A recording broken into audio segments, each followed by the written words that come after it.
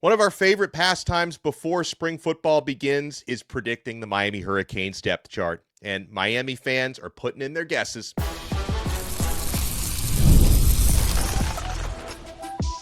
You are Locked On Canes, your daily podcast on the Miami Hurricanes, part of the Locked On Podcast Network, your team every day. I am Alex Donno, University of Miami alumnus, co-host of Locked On ACC and host of Postgame on the Hurricanes Radio Network. And thank you to the everydayers for making Locked On Canes your first listen. We're available free wherever you get your podcasts. We're free on YouTube. We're part of the #1 Locked On Podcast Network, your team every day. Today's episode is brought to you by Mazda. We put the same drive into every detail. Wins define the moment. Putting in the work, that defines you. Stay tuned for highlights in this week's Moving the Game Forward. There's more to a Mazda because there's more to you.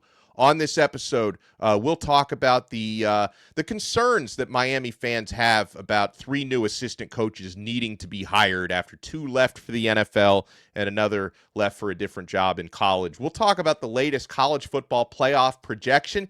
Yeah, people are already doing that for next year, and people are projecting the Miami Hurricanes depth chart. It is Tuesday, and so, of course, we bring in the Truth Teller on a Truth Teller Tuesday. Bruce Warner, how are you on this fine Tuesday morning? I'm good. We had to make a little shift in the show, but that's okay. We got somebody coming up later on, right? Yeah. Can we promote it?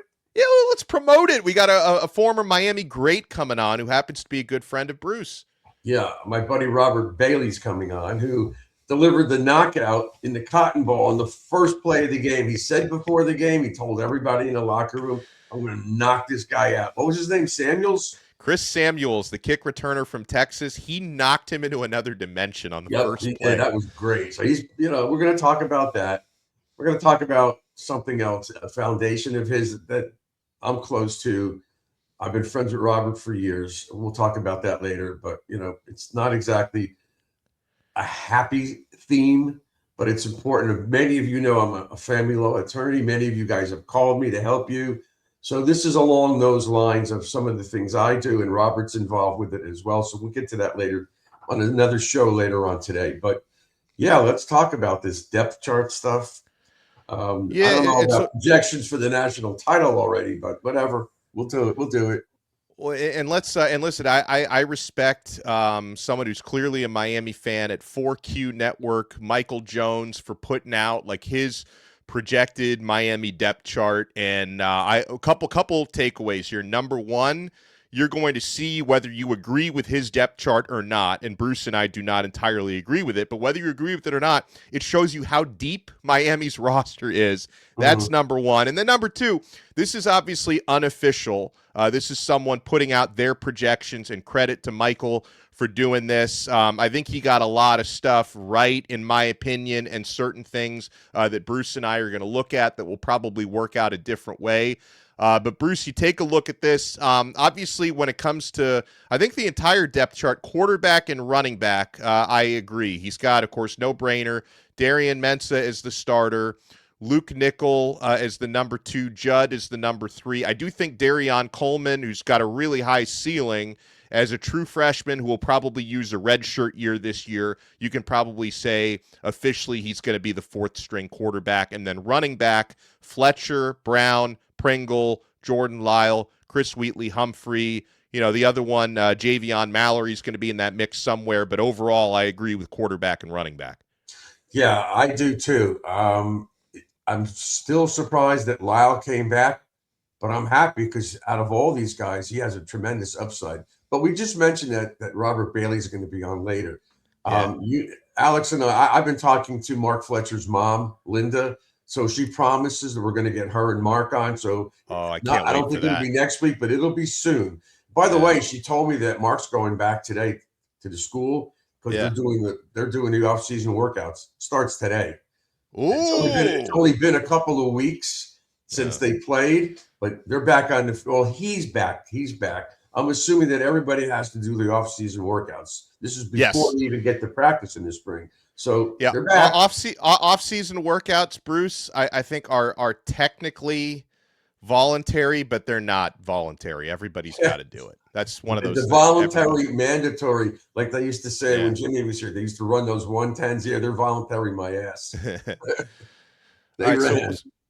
so you agree with running back and quarterback. I know where we have some questions in terms of, again, this is someone's projected depth chart. Right. Bruce, I definitely I can roll with Cooper Barkate as a starting outside receiver. Malachi Toney obviously is the starting slot. When it comes to the other outside receiver, he's got Cam Vaughn with Dre Jacobs as the number 2, Samorian Wingo the number 3. That's a tough one. Like I could see a scenario where Joshua Moore earns a starting spot along the other two, or Dre Jacobs starting over Cam Vaughn. With receiver, I don't know what to do with that last spot until we start to see spring ball and who earns separation there. Well, all I heard when they got Jacobs from South Carolina, that he had 7 touchdowns. He averaged 21 yards of reception. So as far as I'm concerned, without even watching him practice, that I think he's going to be the 3rd receiver because he's got the ability to go deep. He's proven it.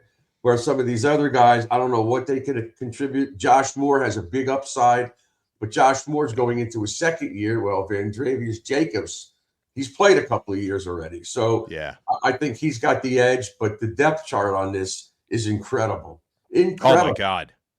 Yeah. And you got guys like what's his name? Dalen Upshaw. He showed flashes last year. So we're loaded at wide receiver. It kind of doesn't matter because this could be the first play of the game, but after that, anything's possible. They could put Josh Moore and Jacobs on the field at the same time. Good luck covering those guys. So this is a luxury between the backs and the receivers. We're very loaded, and with the quarterback we have now. Again, I still say this, and I'll keep repeating it until they do it. And I keep hearing they're going to do it. Screens. They got to run screens. They have a lot of weapons, and this guy Mensah has the ball handling ability and the escape ability to drop back and throw the ball to the flat and get these guys going down the field. It was something we really should have been doing this past year, but we didn't, and I think it cost us to a certain extent. Yeah.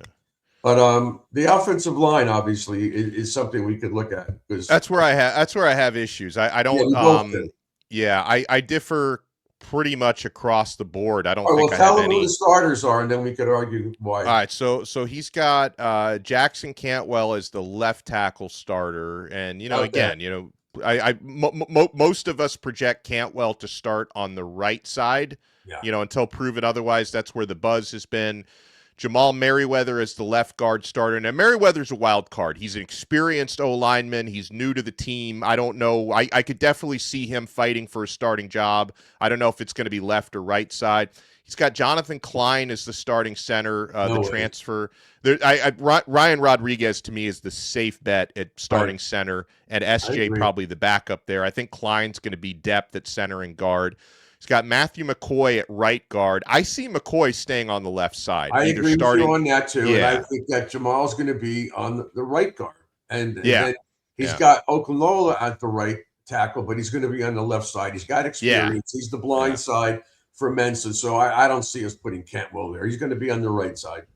Yeah, but again, the depth is definitely there. I kind of have my O-line sort of flipped from his, where a lot of the guys he's got on the left side, I've got on the right side, and vice versa. Yeah. And I don't have Klein starting at center. I've got Ryan Rodriguez starting at center. Well, he seems like a nice guy, but maybe he doesn't know left from right.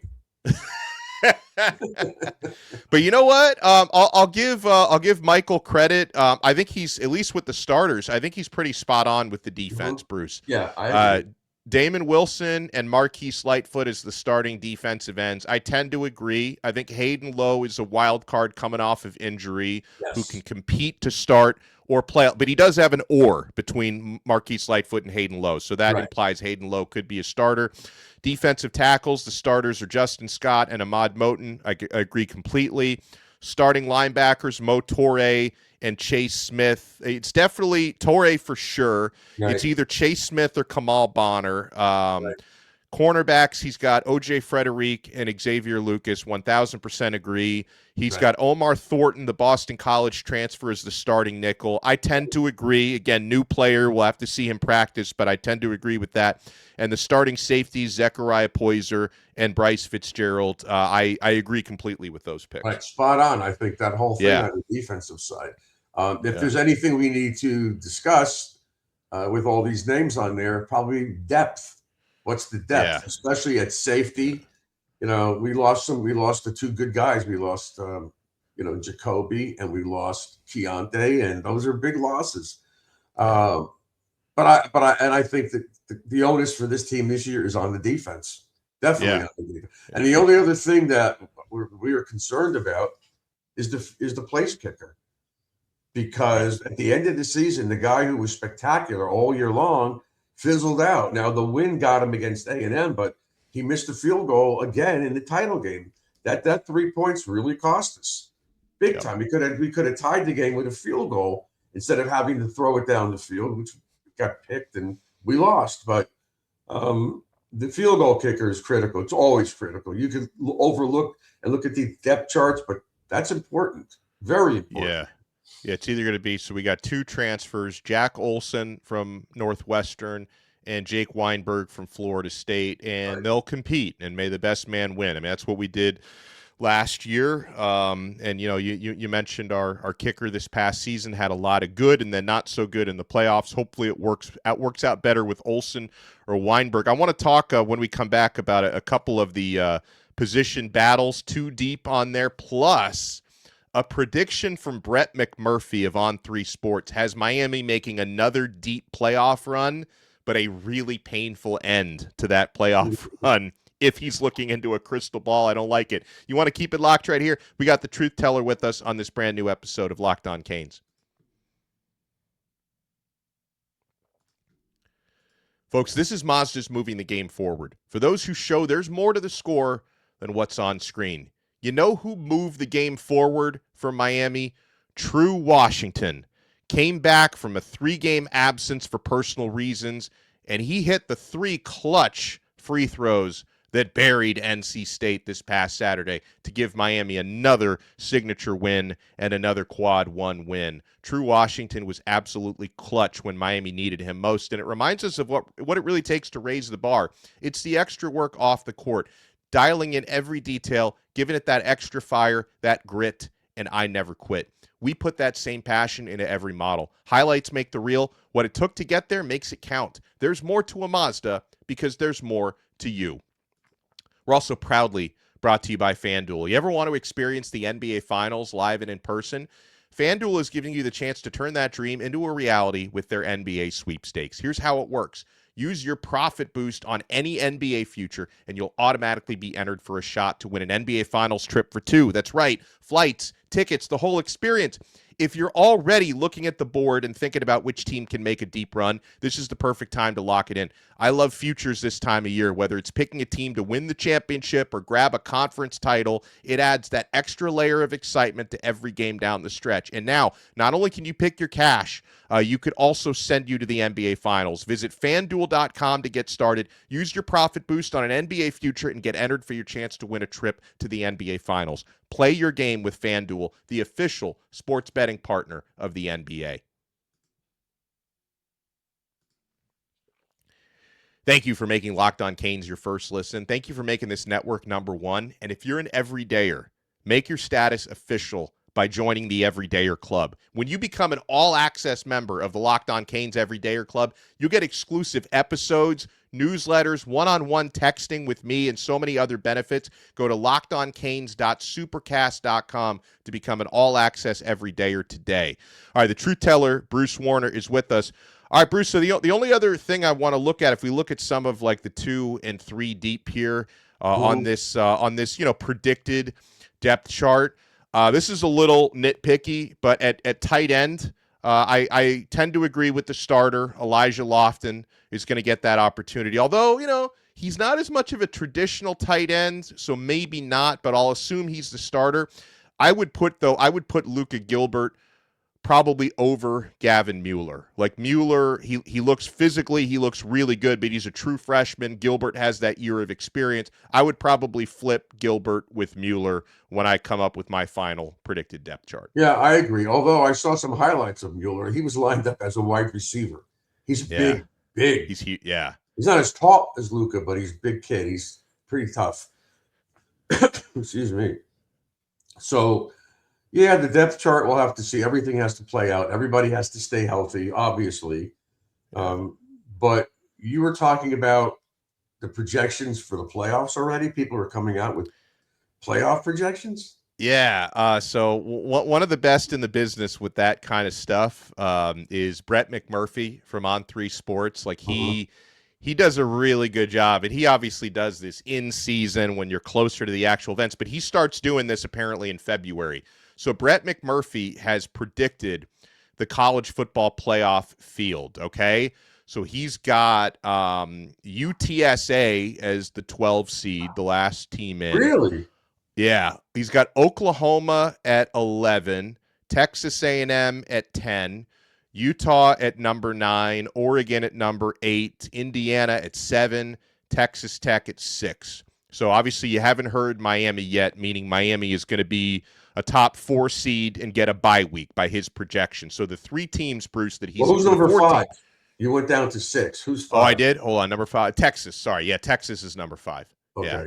So the first round matchups, the teams that don't have byes, it would be 12 UTSA at number 5 Texas, 9 Utah at 8 Oregon, 11 Oklahoma at 6 Texas Tech, and 10 Texas A&M at 7 Indiana. Right. So then the byes are who? Us. So the byes are Miami as the 4 seed. He's got us. Right. Ohio State as the 3 seed, Georgia as the 2, and he's got Notre Dame as the 1 seed. Which so are you sitting there telling me that he has not put Alabama in the top 12? Wow. Nope. And a lot of people feel that way, Bruce. I mean, you know what? I think another team that people will question not being in here is Ole Miss. You know, they got Trinidad Chambliss back. They're expected to contend. So a lot of people, but I think more people would argue about Ole Miss being left out than Bama. I think a lot of folks think Bama's not going to make it this year. And is LSU in there? I didn't hear them. No, LSU is not in there either. Oh, they first year with Lane. The coach, they got wow. That's BYU not in there. Everybody was screaming for them to be in it last year. Yeah. Wow. All right, that's a good list. Listen, the 4 seed. So who would we play in the first round? The winner of what? Yeah, so his quarterfinal matchup for Miami, it'll be at AT&T Stadium in Arlington, Texas, in the Cotton Bowl, which we just played in and won this past year. He's got 4 seed Miami against number 5 Texas. So he's got Texas obviously beating UTSA in the first round, and then Bruce, he's got Miami beating Texas in that game. And that's like a home game for them. Yeah, that's a great. Yeah, well, you know what? Back to the Cotton Bowl. We'll send Robert Bailey and Randall Hill down there, and Mark Caesar. Yeah, all my buddies played that. Even Dwayne was in that game. Yeah. Oh yeah, The Rock. Yeah. And the late Shane Curry. All these people I knew. Russell and all these guys are. Anyway, so what did he have us losing to Texas or beating Texas? No, he's got us beating Texas, and he's got Notre Dame beating Oregon in the Fiesta Bowl, another quarterfinal. Right. He's got, let's see, Ohio State beating Texas Tech in the Rose Bowl. Right. And he's got Georgia beating Indiana in the Peach Bowl. So then his semifinal matchups, he's got in the Sugar Bowl, number 2 seed Georgia against number 3 Ohio State, with Georgia advancing to the championship game. Good game. Then he's got 1 seed Notre Dame taking on 4 seed Miami in Hard Rock Stadium in the Orange Bowl. And he's got them beating us, right? He's got them beating us at Hard Rock Stadium, which, oh my God, Bruce, first of all, by his scenario, this would be such a painful, I mean, you couldn't come up with a more painful script for a season where you get into the Final Four for the championship, because with him having Notre Dame as the number 1 seed, that means he's got Notre Dame beating Miami in South Bend in the regular season, right? Correct. In November. And then Correct. he's got Notre Dame beating Miami again in January at Hard Rock Stadium. So can you imagine, hey, you guys get to the Final Four of the playoffs, but you lose to Notre Dame twice in the same season. That would be a painful script. And revenge from last year when they didn't get in and we did, and they still blame us, but they should have blamed Alabama, who shouldn't have been in there after they got destroyed in the SEC title game. But I don't think that's going to happen. I think if we lose to them in the regular season, they're not going to beat us back home. They're not. And if we beat them up there, I'd worry a little more because revenge is always important in a game. And it's hard to beat a really good team twice in the same season. Yeah. Psychologically, it's not so easy. But you know what? I'll take that scenario if we have to. But I still like our chances back home again. Yeah. All right. So that's the projections for that. And by the way, he's got Notre Dame winning the national championship. Of course. Yeah. Beating Georgia, right? Yeah. I don't know how good Georgia really is sometimes. They struggle in a lot of games. Yeah. So no Oklahoma. Nope. Wow. So basically no LSU, no Oklahoma. No Ole Miss, which is a little surprising. No Bama. Yeah. Well, there goes the SEC. Not so great. But anybody else from the ACC? Of course not. No, just Miami. Yeah, well, and I think if the ACC can get 2 teams in, I feel like Miami and SMU would be the 2 most likely. I think SMU has a strong team, and they've got Kevin Jennings, their quarterback. It's going to be his 3rd year in that offense, and so I'm not sold on Clemson. Obviously, you know they really soiled themselves in 2025, and I don't see them getting better in 2026. You know, Florida State is not there yet. You know, everybody's excited about Virginia Tech with James Franklin, but they're not going to be immediately in the playoff picture. It's going to take them a while. Virginia, if we don't win the ACC, Alex, then there's something wrong with us. Yeah. We've got to win the ACC almost by default. And of course, people say, well, the conference stinks, so what do you expect? Yeah. But you know what? I don't care what people say. I care how we do and what our performance is. I saw somebody the other day, Piquel, say he thinks we're going undefeated in the regular season, beating Notre Dame. Oh, but I don't want to talk about that because last year we were running the table and we stumbled against Louisville. We stumbled. I want to ask Mark Fletcher when he comes on, what happened at SMU? What happened? How did we lose that game? You know, it just everything went wrong. That could have gone wrong, and it did. Yeah. You know, but after that game, though, you know what happened. They had the team meeting, and everything was totally different. They played loose. They played together, and they just ran the table, and they just ran it in the playoffs until the last play of the game. The last play of the game when they got picked up. Well, it wasn't. They took a knee, but it's a tough pill to swallow. But again, I'm not angry. I'm excited. No. I'm looking forward to this year. I think we're loaded. And I think we're going to score 40 points a game like you asked me last week. Yes, I think so. I don't know who's going to stop us. No, I don't know. Then know. Again, we got to stop the other team. But we'll see. Well, all right. When we come back, I want to gauge Bruce's level of concern over Miami having 3 spots on the assistant coaching staff to fill. You want to keep it locked right here. We're not done yet on this brand new Locked On Canes. Guys, workplace chaos, deadlines stacking up, inbox overflowing, and the one position you have to fill is still sitting open. When the pressure's on and you need the right hire, this is a job for sponsored jobs. I mean, Mario Cristobal might be using Indeed sponsored jobs to find his assistant coaches because it helps you reach the people who actually fit what you're looking for. Skills, experience, location. So you're not just hoping the right candidate stumbles across your post. And here's the stat that says it all. In the minute that I've been talking to you, companies like yours just made 27 hires on Indeed, according to Indeed data worldwide. So if you're hiring, spend less time searching and more time interviewing candidates who check all your boxes with Indeed-sponsored jobs. Less stress, less time, more results. When you need the right person to cut through the chaos, this is a job for Indeed-sponsored jobs. And listeners to this show will get a $75 sponsored job credit to help get your job the premium status it deserves at Indeed.com/podcast. Just go to Indeed.com/podcast right now and support our show by saying you heard about Indeed on this podcast. Indeed.com/podcast. Terms and conditions apply. Need to hire? This is a job for Indeed sponsored jobs.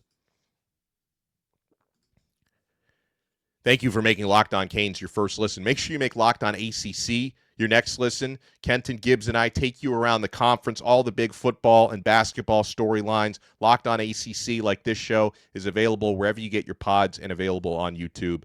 We got Bruce Warner, the truth teller, with us. All right, so Bruce, we've known for several weeks the tight end job open, continues to be open. Running backs coach is open with Matt Merritt going to the NFL, Arizona Cardinals, and the Arizona Cardinals also hired away Zach Etheridge, Miami's cornerbacks coach. Are you concerned after a very successful staff in 2025? We now have 3 important jobs to fill before the 2026 season. No, I'm not concerned. I was concerned the first couple of years Mario was here, but not concerned anymore because the offense and the defense with Heatherman is all set in stone as to what they're going to do. So these coaches that come in, they'll replace these guys. They're going to have to learn our players. They're going to have to learn our players' strengths and weaknesses. But I listen, we're in February. We're not in September or October or May or June. If this happened, we're fine. I'm not worried about it. Yeah, no, I agree with you. It's nothing to really worry about. We have the talent. 3 years ago or 4 years ago when he got here, I didn't know who was pushing the right buttons. But we've got the right talent. We've got a system in place on both sides. We have a quarterback who might not fit anybody's system. He's kind of has the ability to do what he feels like out there, which makes it exciting because I loved when Cam was here. This past year was a little more, I guess it was a little more boring, to use a word, boring. It was a little boring, but it worked. It certainly worked in the playoffs. But right now, I'm very excited about this team. The coaching changes doesn't matter much. Now, if Heatherman said, listen, I'm thinking about leaving, that would scare the hell out of me. Yeah, that would be a problem. Right, that's a problem. But he's going nowhere. Somebody keeps saying Jason Taylor's going to the NFL. Why? No way. I don't see that at all. I don't think, I think he just recently got married or remarried or. Yeah, I think at least for this cycle, I think the ship has sailed because I don't know of any defensive line coaching vacancies at this moment. I think they're all filled now in the NFL. And listen, I talked to an NFL insider recently who said, at least for the time being, Jason looks to be leaning into being a college coach. It doesn't seem like he's actively trying to go to the pros, right? So I mean, we're obviously good for at least another year because I've been wrong before, but I don't see any open jobs right now for defensive line coaches in the league. I think those have already been filled. Yeah, it depends on where it would be. If it was the Dolphins, I guess he'd stay home. But they've made their hires already, though. Right. And if it was some other team, I don't know if he wants to leave South Florida. He really is a legend and a legacy here. His family's here. Well, I don't see why he would leave. He loves it. I don't know if he needs money. I have no clue. I doubt it. But he's happy here. He's a great recruiter, and everybody loves him. So that would be a major loss if we lose him. Yeah, no, but I like, to these young kids.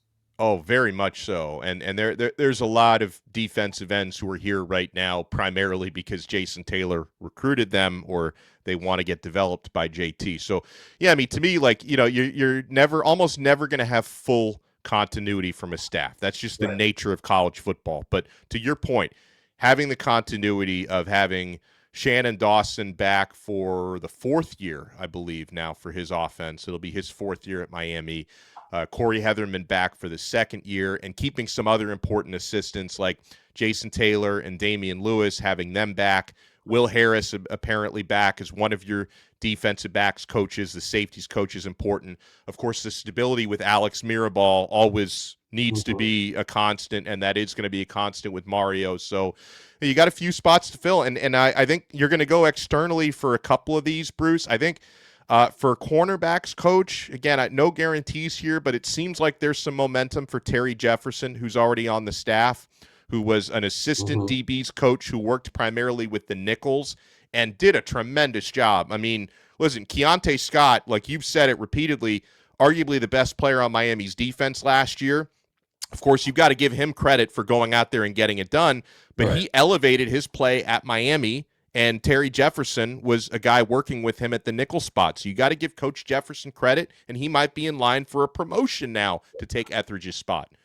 I wish there was another spot that they could, because I think, listen, we've talked about this, and I've talked about it with him. Tremaine Mack, who listens to the show, I wish T-Mac was here on the special teams. Hey. We need we need a bonus on the special teams, you know. Well, either him or Robert Bailey, who we're going to talk to later, was another special teams ace. Yeah. But I think that T-Mac has coached. I'm not sure about Robert, but we'll find out. Anyway, look, I'm excited about the year. It's now we're in like the slow period, right? I said, I know we're supposed to get the Thrill on next week, and then I know that I've been talking to Mark Fletcher's mom, Linda, so we're going to get them on in the not too distant future. I'm thrilled that Fletch is back. His mom told me why he's back. I could blurt it out. You know what he said? He said, "Mom, tell me. I want to walk out in the field with the roses and give you roses. That's why I came back." Oh my God! Isn't that amazing? I'm gonna cry because all those other guys that left did it, and he didn't do it. So he said, "I want to make sure that I give you roses when I walk out on the field." That's what she told me, and he'll tell us the same thing when he's on the show. That's pretty amazing, isn't it? That's what he wants to do. And that's the type of man Mark Fletcher is. Family guy, loving human being, and just a great person. I love to hear that. Well, we appreciate everybody taking the time with us here on Locked On Canes, and it's going to be a 2-4 Tuesday here with Bruce Warner, a Taco Tuesday, because we are going to talk later tonight with former Miami Hurricane Robert Bailey. So we'll be on with you guys again later. We had to kind of mix up the schedule because Bailey was going to join us earlier, but he's going to come on with us later tonight. So huge shout out and thank you to the everydayers. Make sure to smash that like button, subscribe to Locked On Canes, and we'll talk to you next time. Yeah, and if any of these guys want to call me for any legal advice about not being able to see their kids, I've been helping a lot of people. Just call me, 954-258-2525. That's 954-258-2525.